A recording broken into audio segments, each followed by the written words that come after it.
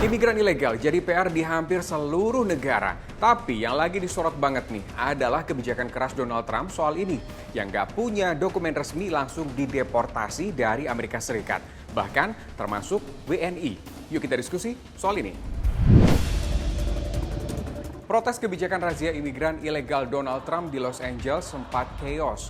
Ribuan aparat Garda Nasional Amerika sampai diterjunkan, ditambah lagi marinir.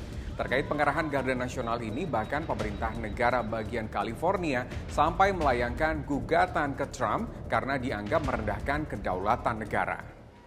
Ada 2 WNI terjaring operasi razia imigran atas masalah izin tinggal dan riwayat kriminal. KBRI menyebut sejak pemerintahan Trump bahkan sudah ada 32 WNI yang terjaring razia imigrasi di Amerika Serikat. Yang terakhir dalam beberapa hari ini memang ada 2 WNI kita yang terkena. Mereka yang statusnya undocumented atau yang tidak mempunyai izin tinggal resmi, yang visanya mungkin sudah habis dan tidak diperpanjang atau yang undocumented begitu ya. Nah, namun sejak kebijakan imigrasi dari Presiden Amerika Serikat yang makin ketat ini, kita mencatat sudah ada 32 WNI yang ditangkap. Sebenarnya seberapa concern keberadaan imigran ilegal di Amerika sampai harus dikeluarkan kebijakan keras di luar Trump yang memang penuh kontroversi ya. Saya bahas ini ke pengamat hubungan internasional. Dia sadar bahwa Amerika Serikat itu sangat butuh imigran. Misalnya dia lihat sendiri, Presiden Kennedy adalah imigran.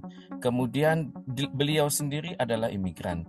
Kemudian juga Trump melihat bahwa imigran yang datang itu berhasil menjadi model bagi imigran-imigran yang lain untuk datang secara resmi maupun tidak resmi.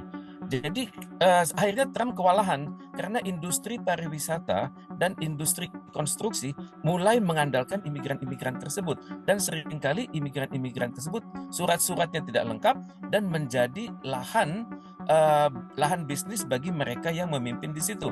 Jadi di sini Trump melihat bahwa urusan imigran ini sudah sangat sulit dikendalikan, apalagi dia memiliki wilayah yang sangat panjang dengan Meksiko. Akibatnya Trump memutuskan bahwa imigran itu dipulangkan. Cuman masalahnya Trump memberlakukan aturan imigran itu yang berbeda. Misalnya berlakukan adalah Act ya, yakni Immigration and Nationality Act Section 12 dalam kurung F. Itu adalah untuk pendatang dari masyarakat mayoritas Islam, dari masyarakat dari negara mayoritas Islam. Tapi pada saat yang sama, kalau mereka itu tidak mampu membayar kesehatan, maka mereka dikenakan aturan Immigration and Nationality Act nomor 212 kurung F. Jadi Trump mulai menyisir begitu bahwa ada imigran-imigran yang berkualitas dan imigran-imigran yang tidak berkualitas.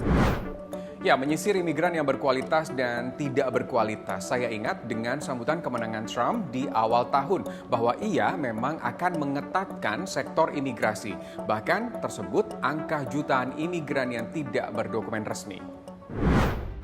Periode pertama 4-10 Mei, US Immigration and Customs Enforcement atau ICE ini sudah menangkap 422 imigran ilegal termasuk yang terlibat masalah kriminal. 528 orang dideportasi. Itu tadi periode pertama. Nah, data terbarunya ICE ini sudah menahan 54.000 imigran di berbagai fasilitas penahanan di sejumlah wilayah di Amerika Serikat.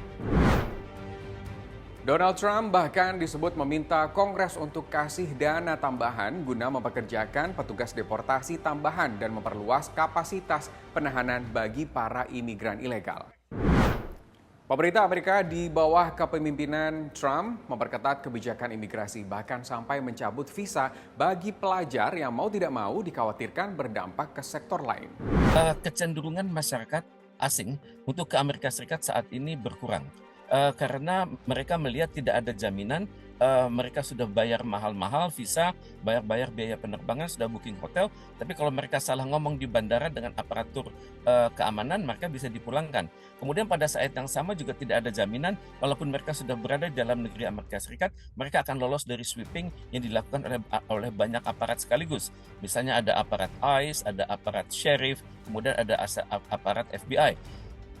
Kita sangat terdampak karena Amerika Serikat bagaimanapun juga merupakan sasaran utama bagi pendidikan di Indonesia. Amerika Serikat merupakan mercusuar pendidikan, mercusuar riset, dan juga mercusuar untuk hal-hal seperti bisnis, karena bagaimanapun pusatnya di dunia di situ ya.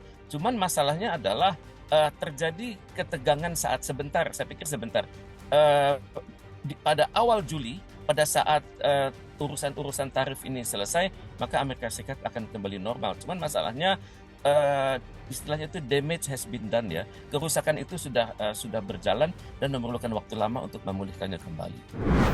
Kembali dilantik 20 Januari 2025, banyak kebijakan Trump yang kontroversial. Gimana menurut kamu soal ini? Saya tunggu pendapatnya di kolom komentar dan terima kasih sudah diskusi.